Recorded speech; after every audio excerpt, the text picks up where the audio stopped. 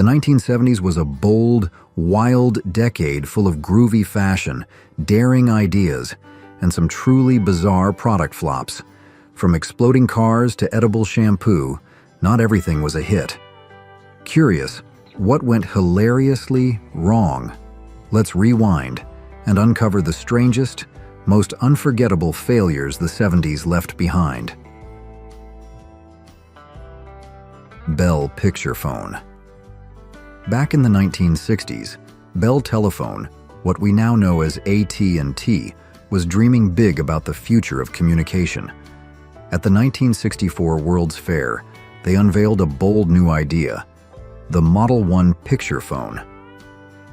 It was a prototype that let you see the person you were talking to, a concept that felt straight out of science fiction at the time. A few of these phones were actually used during the decade, giving people a glimpse of what video calling might one day look like. By 1970, Bell rolled out the first commercial version of the picture phone. But here's the catch: it came with a jaw-dropping price tag. You had to shell out $160 a month, and that's not even counting the per-minute call fees. Adjusted for inflation, that's over $1,200 a month today, even if you never made a single call. On top of that, it was designed for one-on-one conversations only, so no group chats or conference calls. They did try again, releasing a Model 2 and even targeting businesses in the 80s. In 1992, they introduced the Videophone 2000 for home use, but none of these versions gained traction. Ironically, in 2019, two Model 2s fetched over $7,500 at auction. Finally, a win, just 50 years too late. Betamax. When Sony launched Betamax in 1975, it looked like they had a winner on their hands. This was one of the first home video formats, and it offered impressive picture resolution and superior sound, far better than anything people had seen before. In fact, the quality was so good that TV stations and production studios continued to use Betamax tapes for professional work well into the 2000s. But as great as the technology was, Sony made one crucial mistake. They kept it to themselves. Sony refused to license the Betamax format to other electronics companies. That meant fewer manufacturers made Betamax players, and fewer movie titles were released in that format. Just 1 year later, in 1976, JVC introduced the VHS tape. While the quality wasn't quite as sharp, JVC was more flexible. They licensed VHS to any company that wanted in. Suddenly, there were more players, more tapes, and more options for consumers. The result? Betamax's dominance disappeared almost overnight. Its share of the home video market plummeted from 100% in 1975 to just 10% by 1988. Though it limped along for a few more years, the writing was on the wall. Betamax had lost the format war, not because it wasn't better, but because it wasn't open. Gerber Singles. In 1974, Gerber, famous for feeding generations of babies, decided it was time to grow up, sort of. The company came up with what they thought was a groundbreaking idea: baby food for adults. They called it Gerber Singles, and the concept was aimed at young, single adults who lived alone and might not want to cook. The idea was convenience: pre-packaged, ready-to-eat meals in little glass jars, just like what babies ate. Except now, it was for grown-ups. There was just one problem: nobody wanted it. The foods were pureed meats and vegetables, the same soft, mushy textures made for toothless infants, but now offered to adults who definitely had other meal options. Imagine opening a jar of ground beef paste or blended peas for dinner. Not exactly appetizing. People were confused, a little grossed out, and not interested in trading their TV dinners or sandwiches for something that looked like it belonged in a high chair. Gerber had completely misread the market. Adults didn't want convenience in that form. They wanted something with flavor, texture, and, well, dignity. Gerber singles bombed hard and quickly disappeared from store shelves. Downy Flake toaster eggs. In 1972, Downy Flake, a company best known for its frozen breakfast foods, decided to take a shot at reinventing the morning meal. Riding on the success of quick and easy items like Pop-Tarts and toaster waffles, they introduced toaster eggs. The idea? A frozen egg patty that could be tossed into your toaster and ready to eat in minutes. Sounds convenient, right? Well, in theory, maybe. But in reality, these things looked more like hockey pucks than food. Round, thick, and oddly dense, they didn't exactly scream appetizing.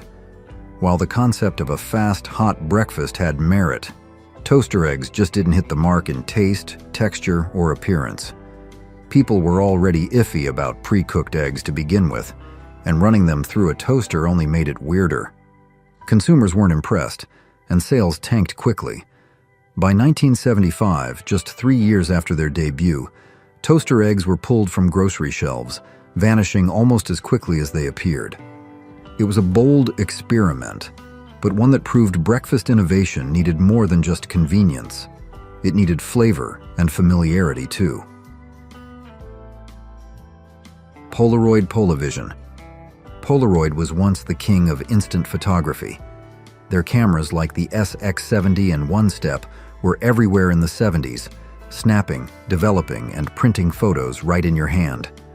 Riding high on that success, Polaroid decided to take a bold leap into the world of home movies. In 1977, they introduced the Polavision system, hoping to take on Kodak, who had already locked down the market with their Super 8 film. The Polavision was pretty innovative for its time. It used a unique film cartridge that looked kind of like a mini video cassette. After filming, you could develop the footage within minutes using a special tabletop viewer. You could even remove the reel and play it on a standard Super 8 projector, which was a clever touch. But despite the cool tech, the system flopped. Why? Well, for starters, the image quality was weak. You had to film in super bright lighting, or the results looked dark and washed out. The colors were dull, and unlike Kodak's Super 8 cameras, the Polavision couldn't record sound at all. That was a big deal breaker. Sales never took off, and by 1979, Polaroid pulled the plug. These days, you can find Polavision gear on eBay for as little as $25. Proof that not every big idea sticks. Which of these 1970s product flops do you actually remember using or seeing in person? Sansui Quadraphonic Sound. In the early 1970s, home audio was a big deal. Most people were still using basic two-speaker setups, but Sansui had a vision for something more immersive, something that could bring music alive from all directions. Enter the Sansui Quadraphonic Sound System. Released in 1972, this 4-channel audio system promised to revolutionize home listening by delivering sound from the front, back, left, and right. It was a totally new experience compared to traditional stereo. Priced at $200 back then, about $1,200 in today's money, the system wasn't cheap, but it was groundbreaking. Sansui wasn't alone for long. Other audio companies jumped in, offering their own quadraphonic setups. Some even came with joystick controls, letting users steer the sound around the room for a fully custom listening experience. Big-name artists loved it.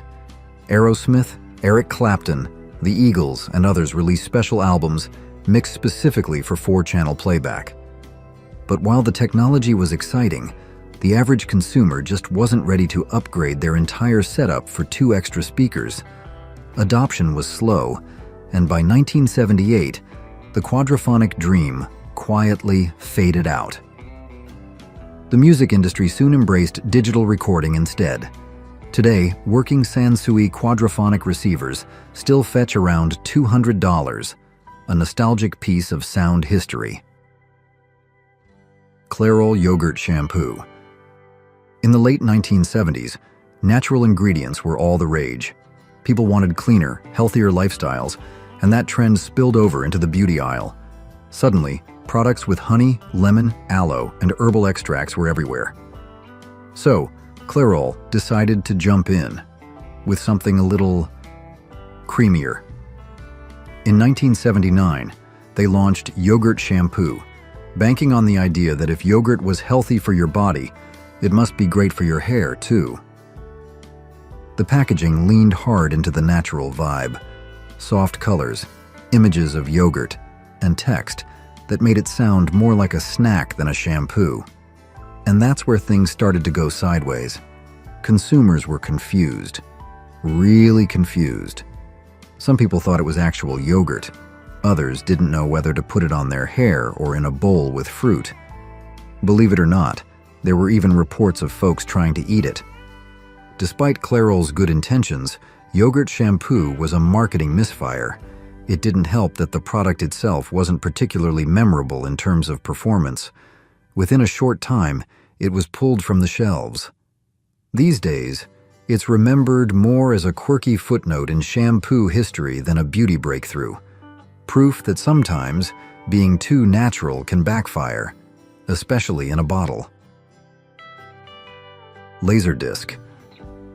Long before DVDs took over living rooms, there was the Laserdisc, a shiny, oversized disc that looked like a giant CD. First introduced in 1978, it was a bold step forward in home entertainment. It delivered sharper video and crisper sound than the bulky VHS tapes most people were using. At the time, it felt like the future of movie watching was finally here. But despite its technical advantages, Laserdisc came with some major drawbacks. First off, you couldn't record on it. That was a big deal back then because VHS tapes let you easily record shows off TV. Laserdiscs were strictly for playback, no flexibility. And they weren't cheap either. The players and the discs themselves cost a lot more than VHS, which made them hard to justify for the average consumer. The format hung around through the 80s and even tried to make a comeback in the 90s. Movie buffs loved them for the quality and the early access to directors' commentaries and special features. But once the DVD arrived, with better quality, lower prices, and recordable options, it was game over. World Football League. Back in 1974, a bold new challenger stepped onto the field to take on the NFL, the World Football League, or WFL for short. With big dreams and even bigger promises, the WFL aimed to create an international football empire that would rival, and maybe even replace, the National Football League. But as it turns out, ambition doesn't always equal success. The league kicked off with 13 teams scattered across the United States, including one all the way out in Honolulu, Hawaii. The name World Football League made it sound global, but in reality, it never expanded beyond U.S. borders. Despite a flashy start, things unraveled quickly. Attendance was poor, money ran out, and many players were never paid on time. Even star athletes who had been lured away from the NFL with promises of big contracts ended up caught in a financial mess. The WFL barely completed its first full season in 1974. The second season in 1975 was cut short when the league folded midway through. In just under 2 years, the dream of world football dominance came crashing down. Swing bike. In 1975, a wild new ride hit the streets, the swing bike. Designed and patented by Ralph Belden just a year earlier, this wasn't your average bicycle. What made it stand out? It had 2 steering points, one in the front, like a regular bike, and a second one in the rear, just under the seat. That meant you could steer both wheels independently, making for some crazy curvy moves that no standard bike could pull off. The swing bike was all about flair, not function. It wasn't built for commuting or long-distance rides. This was a stunt bike, meant to catch eyes and turn heads. Riders could swerve in an S shape, or even keep one wheel on the sidewalk and the other in the street, pulling off tricks that looked like something out of a circus act. But while it looked cool, it wasn't exactly easy to control. The dual steering system made the bike unstable for beginners, and plenty of riders ended up wiping out. That unpredictability and the risk of injury meant it never caught on with a wide audience. After just a few years on the market, the swing bike was discontinued in 1978. Thank you for watching. To continue with more content, comment yes to let us know you're still following. Sauna hot pants. Hot pants were already a sizzling trend in the 1970s, but someone had the bright idea to take things one step further and inflate them. Enter the sauna hot pants, a bizarre blend of fashion and wishful thinking. These puffy, inflatable shorts promised a miracle. Melt away stubborn body fat without lifting a finger. No dieting, no exercise. Just sit back in your favorite recliner, maybe munch on some cookies, and let the magic happen. The theory was that by trapping heat and making you sweat, these pants would target problem areas like the hips, thighs, and belly. You'd wear them around the house while watching TV, and supposedly, you'd start shrinking in just a few days. It sounded too good to be true, and it absolutely was. While several companies jumped on the bandwagon and released their own versions, all of them failed miserably. People quickly realized that sweating a lot didn't equal actual fat loss, and wearing inflatable shorts around the house was neither comfortable nor effective. Plus, if you were a guy, you had to hope the only thing disappearing wasn't something you'd rather keep. Sauna hot pants are now a hilarious footnote in the long history of weird weight loss gimmicks, proof that there really are no shortcuts to getting in shape. Twist and tone. The 1970s had no shortage of wacky weight loss inventions, and one of the most memorable was the twist and tone. This gadget promised to help you shed pounds and tone your waistline, all while having fun. Unlike traditional workouts, this one didn't involve running, lifting, or sweating buckets. No, all you had to do was stand on it and twist your body from side to side. Easy, portable, and supposedly effective. The device looked suspiciously like a kitchen Lazy Susan, just a round disc that spun in place. You could use it at home, at the office, even during TV time. Just a few minutes a day, and your belly fat would start to melt. Or so they claimed. It was marketed as a miracle solution for people who hated real exercise. But here's the truth. It didn't work. Sure, it might get you moving a little, but it wasn't going to replace cardio or strength training anytime soon. Plus, people felt pretty silly using it, twisting their hips in the middle of the living room, like they were stuck in a dance routine gone wrong. Though versions of the twist and tone had been around since the 60s, none of them ever took off. Smell-O-Vision revivals. The idea of smell-O-Vision has always sounded like something out of a sci-fi movie. Why just watch a film when you can smell it too? While the original concept popped up in the 1960s, the 1970s saw a few quirky attempts to bring it back. The goal was to create a fully immersive movie experience by pumping scents into theaters or even homes to match what was happening on screen. Think popcorn during a concession stand scene or ocean breeze during a beach shot. Sounds fun, right? Not quite. In practice, the technology was clunky and unreliable. Scents often arrived too early, too late, or not at all. Worse, once the smells were released, they lingered, and not in a good way. Imagine sitting through a dramatic love scene while the room still smells like chili dogs from 2 scenes earlier. Audiences were more distracted than entertained, and theater owners weren't thrilled about having to install extra equipment that didn't even work well. Smell-O-Vision revivals quietly fizzled out by the late 70s. It turned out people preferred watching stories unfold with their eyes and ears, not their noses. Today, it's mostly remembered as a strange footnote in the long, weird history of movie gimmicks. 8-track tape cleaning kits. Back in the 1970s, 8-track tapes were all the rage. Whether you were cruising in your car or jamming at home, chances are you had a pile of bulky tapes and a player to match. With all that use, companies saw a golden opportunity and rushed to sell 8-track cleaning kits, little packages filled with brushes, sponges, sprays, and promises of better sound quality and longer tape life. The pitch was simple: keep your tapes clean, and they'll last longer. But the reality? These kits rarely worked as advertised. Some of the brushes were too rough, the sprays too sticky, and the sponges often did more harm than good.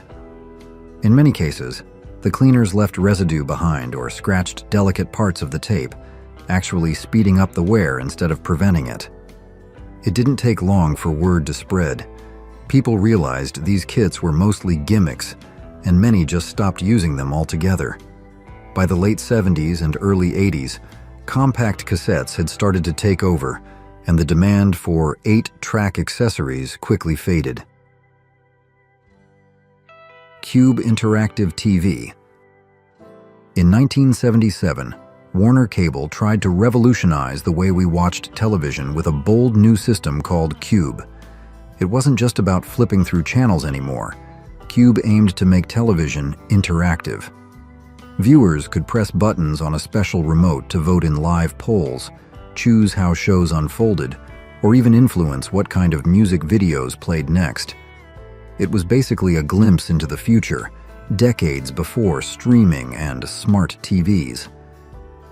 The technology behind Cube was cutting edge for the time, but it came with a price, literally and figuratively.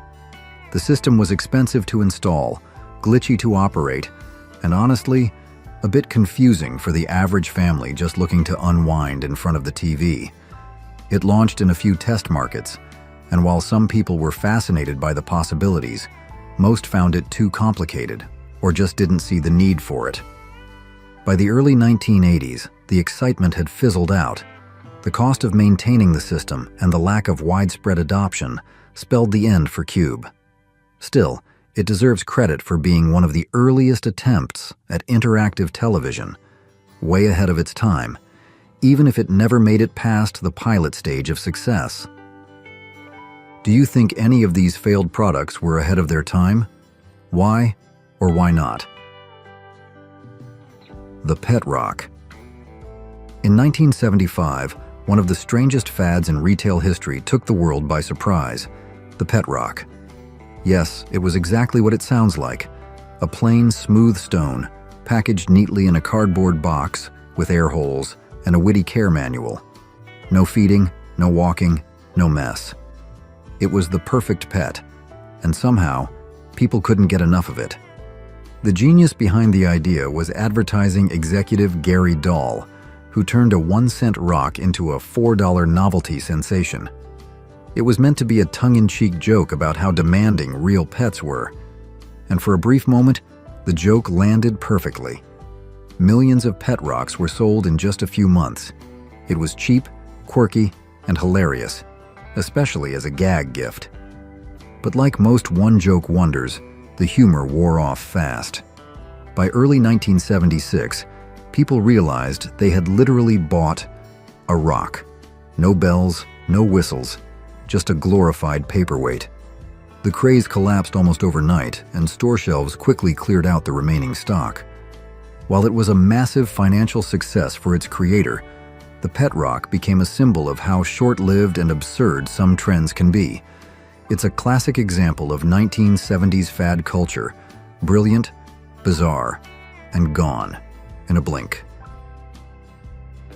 Clackers toy ban.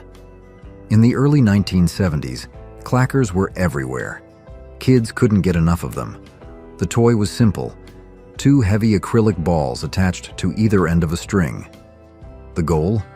Swing them up and down until they slam together above and below your hand in a rhythmic clacking motion. It was loud, flashy, and surprisingly tricky to master, which only made it more fun at first.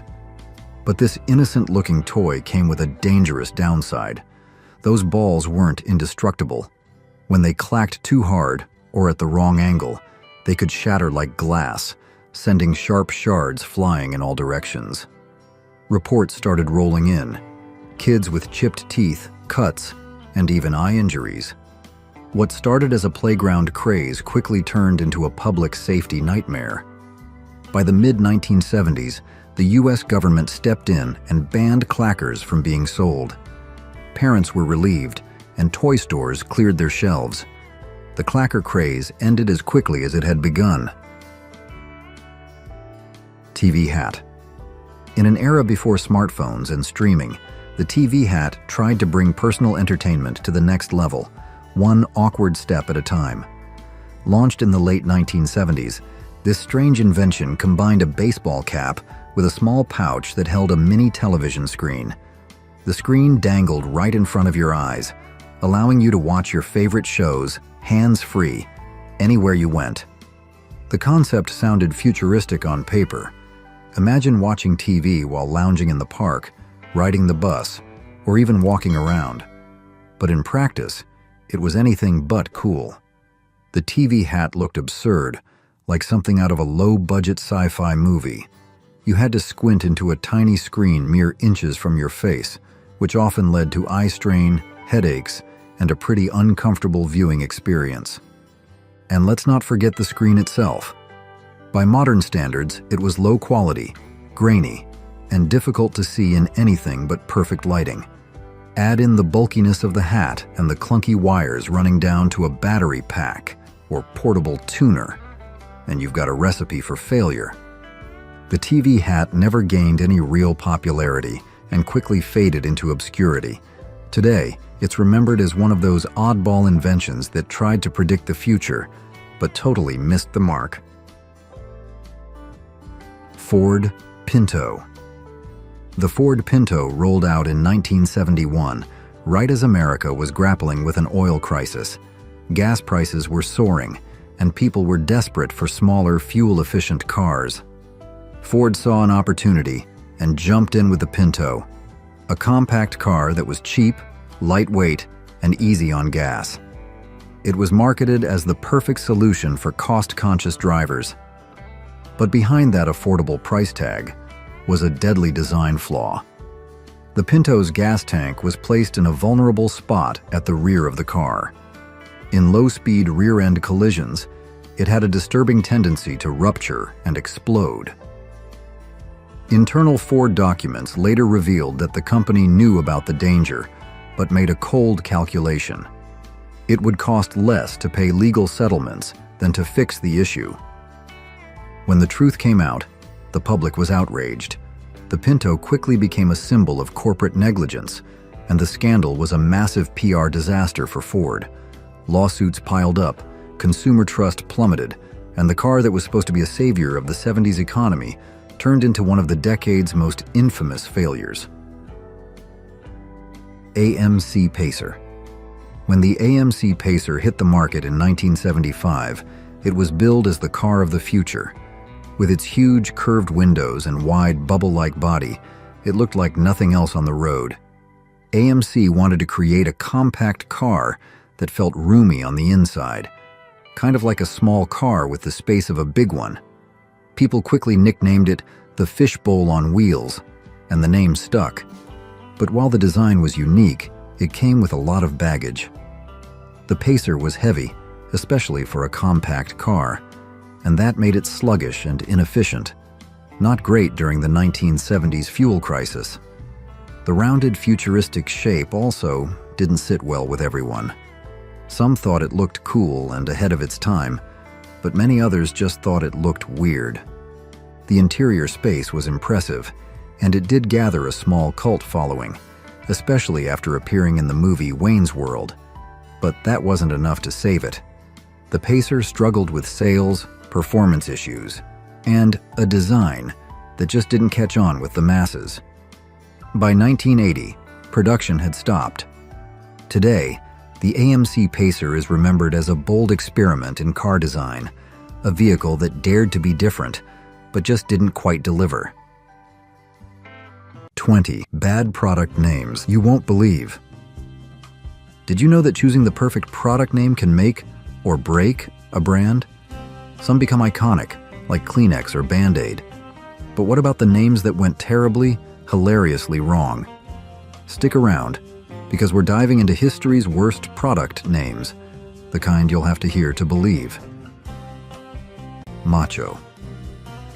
When you hear the word macho, you probably think of larger-than-life figures like Randy the Macho Man Savage, or maybe that disco-era anthem Macho Man by the Village People.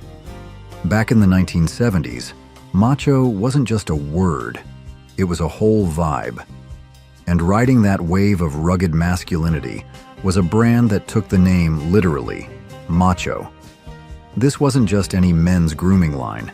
It was an experience packed into cologne, deodorant, and soap, all designed to make you smell as tough and confident as you felt.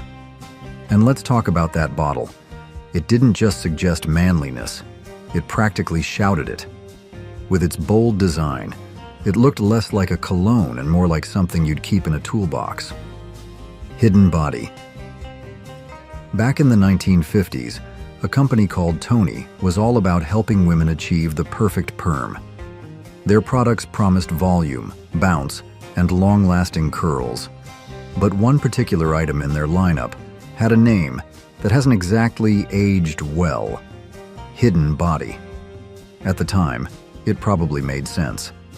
The idea was that your hair had a secret boost of fullness and movement, effortlessly stylish and naturally voluminous. But fast forward to today, and Hidden Body sounds less like a beauty product and more like the title of a true crime documentary. You can't help but picture some suspicious character with a body stashed in the trunk of his car or buried in a remote field. It's a classic example of how a name that once seemed innocent can take on a whole new and unintentionally creepy meaning over time. AIDS. There was once a time when AIDS wasn't a word that carried a tragic and devastating meaning. In fact, in the 1970s and early 80s, it was the name of a diet candy. Yes, you heard that right. AIDS was marketed as a weight loss supplement designed to help curb cravings and reduce your appetite. Just pop one of these little treats, and supposedly, you'd feel satisfied enough to say no to extra food. At the time, the name probably seemed harmless, even clever. But when the AIDS epidemic struck in the 1980s, the brand was suddenly faced with a problem no marketing team could fix. Needless to say, AIDS diet candy didn't stick around much longer. Today, it's remembered as one of the most unfortunate product names of all time. Proof that words can take on entirely new meanings, sometimes with tragic consequences. Meds. Ladies, when that time of the month rolls around, you need relief, comfort, and reliable protection. And at some point, a company thought the best way to market tampons was to name them. Meds. Yes, meds. Because apparently, nothing says sanitary protection like something that sounds like a prescription. These tampons weren't just any product, though. They were doctor-designed, promising superior comfort and hygiene. The brand even had a catchy little slogan, "Go Meds, Go Merrier." Because apparently, the right tampon could make your period feel like a party. Of course, the problem with the name is obvious. Telling someone you need your meds doesn't exactly scream feminine care. It sounds more like you're reaching for anxiety pills. Go gay. If you go gay, you'll be discovered first. At least, that's what the makers of this vintage hairspray wanted you to believe. Designed to hold and beautify every type of hair, this product promised long-lasting style and a vibrant, polished look. The advertisements proudly featured models with perfectly coiffed hair, all looking positively thrilled. Because, of course, when you go gay, you look happy, right? Of course, back then, gay simply meant joyful, bright, and carefree, making it a perfectly reasonable branding choice at the time. But today, well, let's just say it would carry an entirely different meaning. While the name may not have stood the test of time, the confidence and happiness they were selling, that's something everyone can still appreciate, no matter what kind of hairspray you use. Do you remember using any of these oddly named products yourself, or hearing about them from older family members? Laxine. In 1927, the makers of Listerine decided that fresh breath shouldn't just come from mouthwash, it should come from cigarettes too. Enter Laxine, a brand of smokes infused with the same antiseptic oils found in Listerine.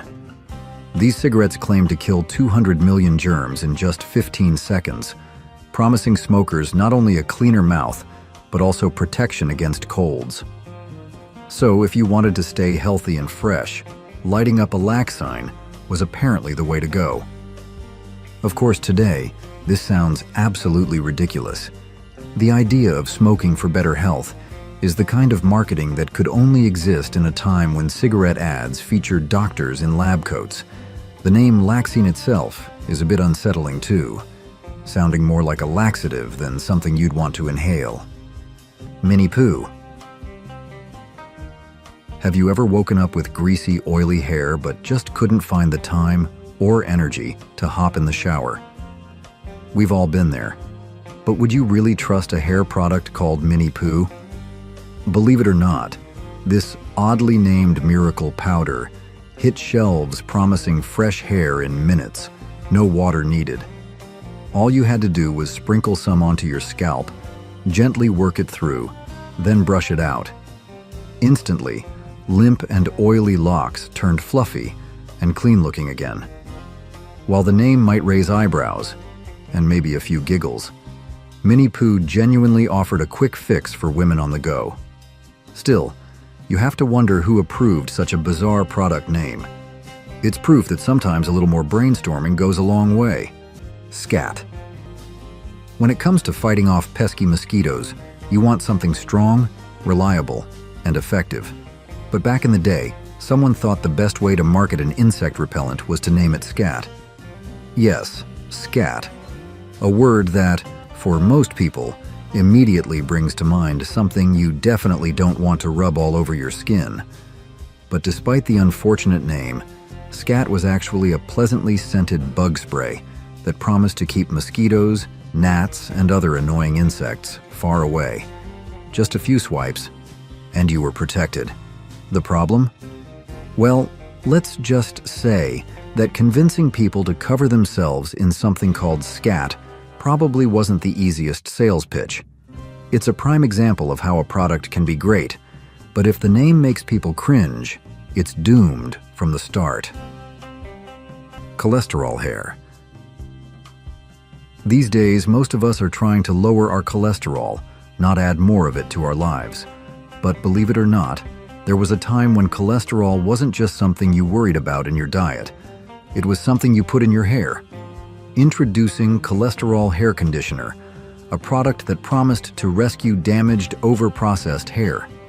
Whether your hair had been fried from bleach, tortured by perms, or teased into a tangled mess, this deep conditioning treatment claimed to restore softness and shine. And since it was backed by hairdressers, who could argue? Of course, the name probably made more than a few people pause. Cholesterol isn't exactly the first thing that comes to mind when you think of beauty and self-care. Church Jewels. There was a time when American Standard introduced a product line with a name that probably caused a few double takes: church seats. Now, before you start picturing polished wooden pews in a place of worship, let's clear things up. These weren't seats for a church, but rather toilet seats. And if that wasn't odd enough, the company took things a step further by branding them as Church Jewels. The name alone sparks so many questions. What exactly were they trying to convey? And what denomination were these jewels supposed to represent? Despite the name, these toilet seats were actually high quality, coming in rich, glowing colors designed to match any bathroom decor. So, while you couldn't sit on them for Sunday service, they did offer a, let's say, elevated experience in a different kind of sacred space. Cracks. When you think of crackers today, Ritz probably springs right to mind. Those buttery golden snacks are iconic. But believe it or not, there was once a cracker with a very unfortunate name: Cracks. Yep, that's right.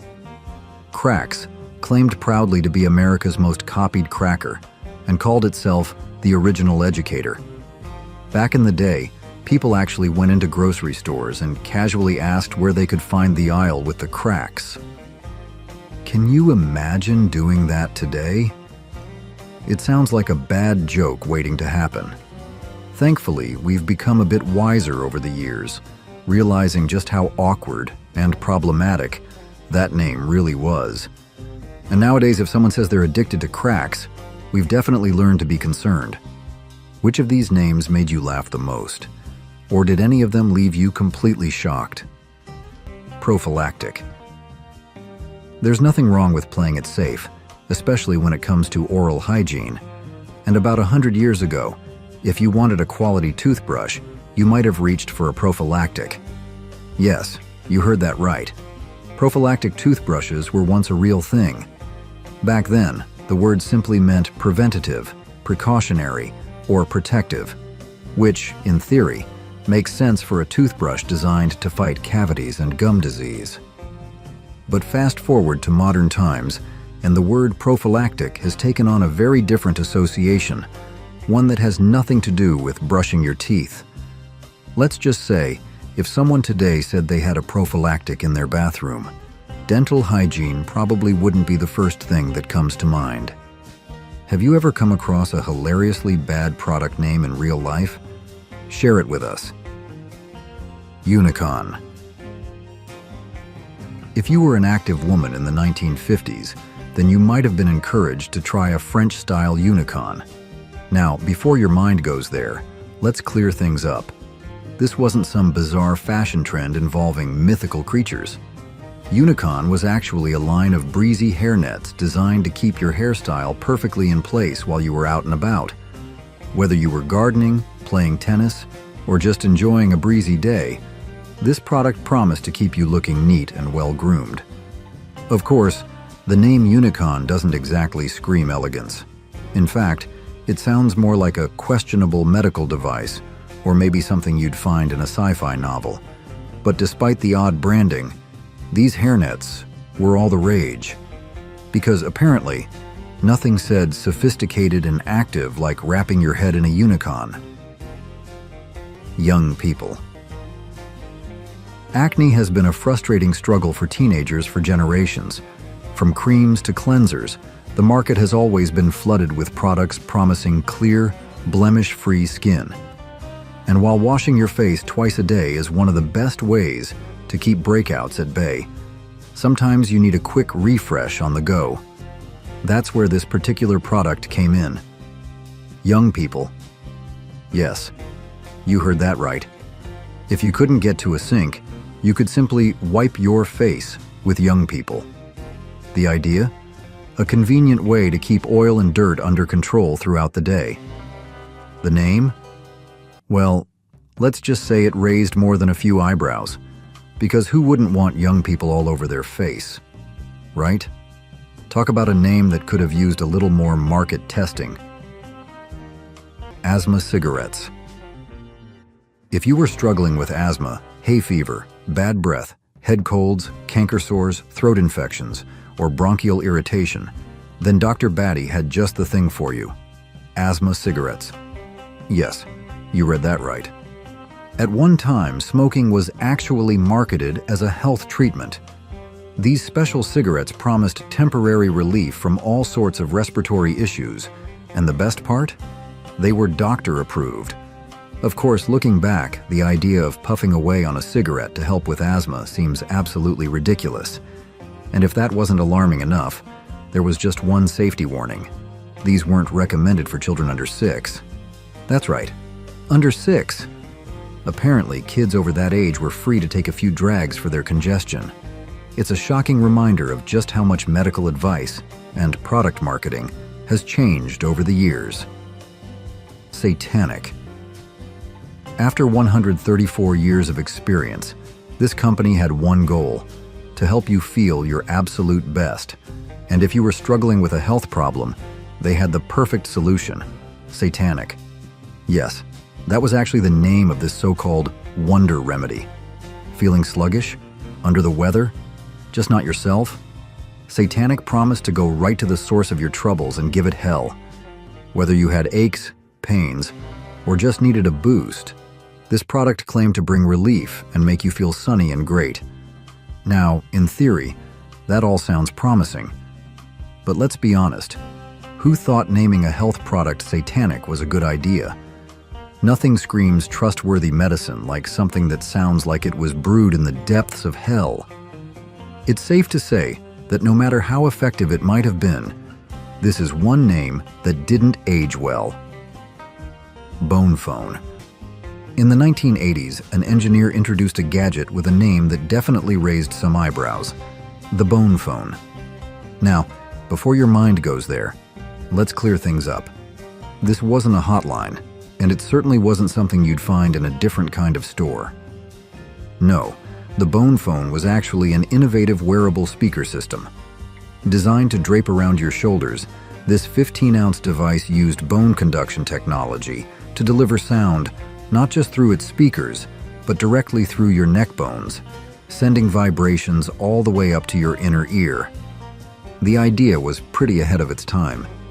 Instead of wearing bulky headphones, users could experience music in a whole new way, feeling the sound as much as hearing it.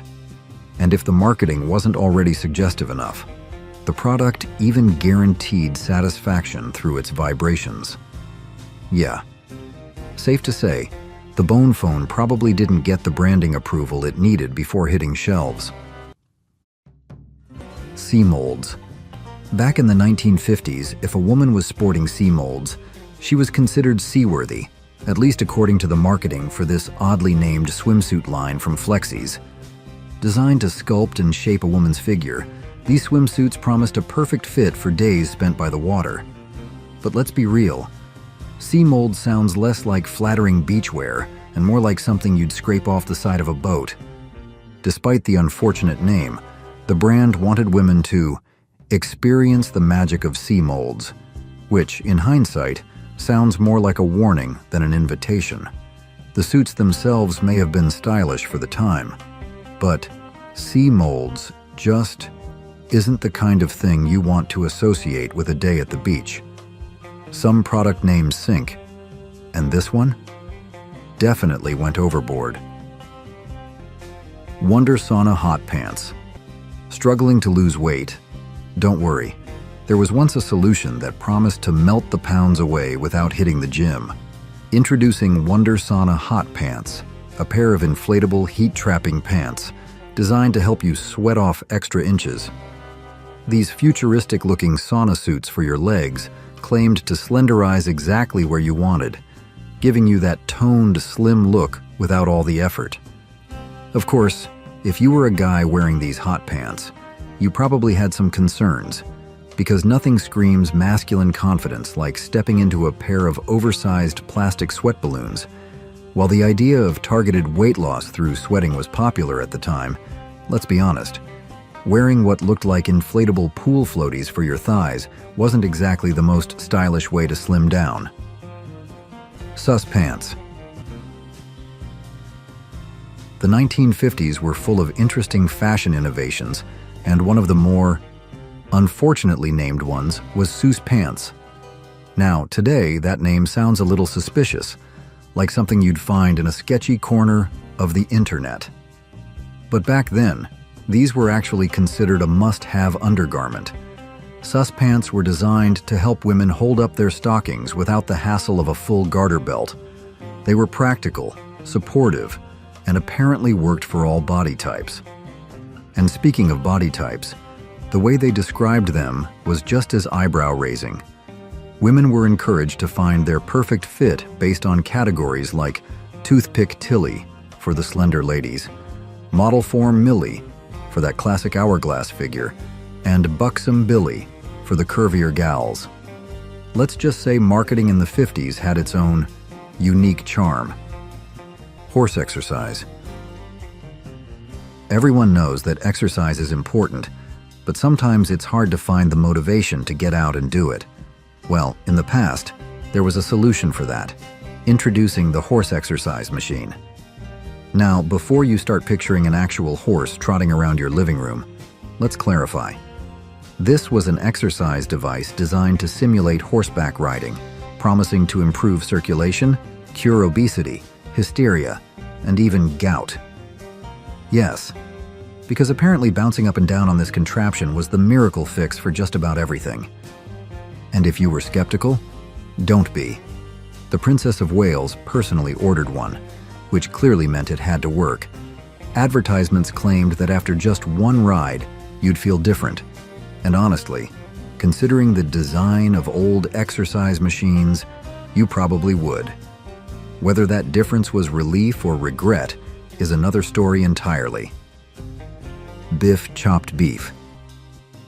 If you're a fan of beef, then Biff Wilson's Biff chopped beef might have seemed like a dream come true. This canned meat promised to be tender, flavorful, and a hit with the whole family. People couldn't stop talking about how easily it slipped out of the can, which, depending on how you feel about processed meat, was either a selling point or a reason to run the other way. But let's be honest, Biff chopped beef sounds more like a tongue twister than a tasty dinner option. And something about the phrase "slips out of the can" just doesn't sit right. Sure, it was probably convenient, but did it really need to sound that unsettling? Maybe back then, people weren't too picky about their meat products. But today, this is one name that might not make the cut. Soilax. With a name like Soilax, you'd probably assume it had something to do with, well, an unfortunate bathroom emergency. It sounds like the aftermath of a bad decision involving laxatives. But surprisingly, Soilax wasn't a digestive aid. It was actually a household cleaner. Packed with Germisol, it promised to eliminate tough household germs and leave your home sparkling clean. Of course, given the name, you can't help but picture a totally different kind of cleanup scenario. And honestly, if you did have an accident after taking a laxative, Soilax might have come in handy for that too. It's a classic case of good product, bad branding. Because let's be real, no one wants to clean their kitchen with something that reminds them of an unfortunate trip to the bathroom. Mom. Moms are known for keeping their kids out of trouble, and apparently out of stinky situations too. That must have been the logic behind the creators of Mom, a deodorant with a name that's both oddly comforting and just a little unsettling. The idea was that Mom was always there for you, quick, gentle, and long-lasting, just like a mother's care. With Mom by your side, you'd stay fresh and odor-free all day long. But let's be honest, the name makes for some unintentionally hilarious sentences. Don't forget to put on Mom before you leave the house. Or, I always bring Mom with me wherever I go. It's a marketing choice that probably made sense at the time, but sounds downright bizarre today. After all, there are some things you just don't want to associate with your mother. Young and free. Young and free sounded like a carefree, youthful dream. At least that's what the makers of this line of toiletries intended. Marketed for twins and young teens, this collection had everything a growing girl needed, from shampoo to deodorant, all designed to keep skin soft, fresh, and delicate hair looking its best. The idea was that these products would gently carry you through your awkward years, right up until the moment you magically transformed into a beautiful woman. The name itself had an innocent enough meaning at the time, but looking back, it does feel a little off. Something about Young and Free as a brand aimed at tweens just doesn't sit quite right today. But hey, at least it wasn't called Minnie Pooh or Suspants, because when it comes to bad product names, there are definitely worse offenders. Which country are you from? Comment below and let us know. Big Yank. In the 1960s, if you were a kid, you probably knew that your dad loved a Big Yank. Now, before you let your imagination run wild, let's clarify. Big Yank was actually a brand of slacks. Yes, that's right, men's trousers. Sold in department stores, these pants were advertised as being incredibly comfortable, durable, and perfect for hardworking dads everywhere. Of course, looking back, it's hard not to wonder how no one in the marketing department thought twice about the name. Even for the time, Big Yank sounds more like an unfortunate punchline than a clothing brand. But hey, they were apparently wonderfully soft, which, given the name, just adds another level of unintentional hilarity. How happy can a chubby girl be? Well, according to this 1950s fashion line, Chubette, she'd be thrilled. Designed specifically for girls sizes 6 to 16, this clothing brand promised to help young girls look slimmer, more stylish, and confident. Advertisements encouraged customers to discover the magic and embrace those extra pounds with joy, because apparently, nothing says self-esteem like reminding kids they need special clothes for their body type. While the intentions may have been good, the branding, not so much. Imagine telling your child they'd look so much better in Chubette. Talk about a confidence booster. Today, the idea of marketing clothing to kids with a name that directly calls out their size seems unthinkable. But back then, it was just another day in the world of fashion. Vibrafinger. Good oral health is important, and if you wanted to improve circulation and stimulate your gums, then the Vibrafinger was the tool for the job. Designed as a gum massager, this device promised to boost circulation and keep your gums healthy with a little extra stimulation. Of course, the name Vibrafinger might raise some eyebrows today. While it was intended purely for dental care, let's just say it sounds like it could have had an entirely different purpose. Marketing this product must have been an interesting challenge, because nothing screams, "Trust me, it's for your mouth," like the words Vibrafinger on the box. But hey, if it did help with gum health, maybe it was worth the awkward glances at the checkout counter. Big Tits potato chips. Back in the 1930s in North Carolina, you could grab a bag of Big Tits potato chips for just 10 cents. Now, before you do a double take, let's clear things up. This wasn't some bizarre marketing gimmick. Big Tits was actually the nickname of Titus Tart, one of the owners of the Tart Chestnut Company. And to make things even better, the image on the bag was none other than Mr. Tart himself. While the name might have seemed perfectly innocent at the time, it's safe to say that in today's world, Big Tits chips would turn a few heads, and not for their flavor. It's a classic case of a name that made perfect sense back then, but definitely wouldn't fly today. Climax Plug. Most people can agree, there's nothing quite like a great climax. And back in the early 20th century, if you were looking for something truly satisfying, you might have reached for a Climax Plug. Now, before you let your imagination run wild, let's clarify. Climax Plug was actually a chewing tobacco brand, not, well, anything else. Marketed as a rich, flavorful tobacco that was sure to hit the spot, it was advertised as the perfect way to unwind and enjoy a moment of satisfaction. The name was clearly meant to emphasize premium quality and peak enjoyment. But let's be honest, today, it lands very differently. If someone asked you if you wanted a Climax Plug, you'd probably assume they weren't talking about tobacco. Safe to say, this is one brand name that definitely wouldn't make it past modern marketing standards. Most of these 70s flops are long gone, tossed out, forgotten, or collecting dust in someone's attic. But who knows? That oddball item might just be worth something today. Did we miss any memorable failures? Drop them in the comments. And as always, thanks for watching and taking this nostalgic trip back with us.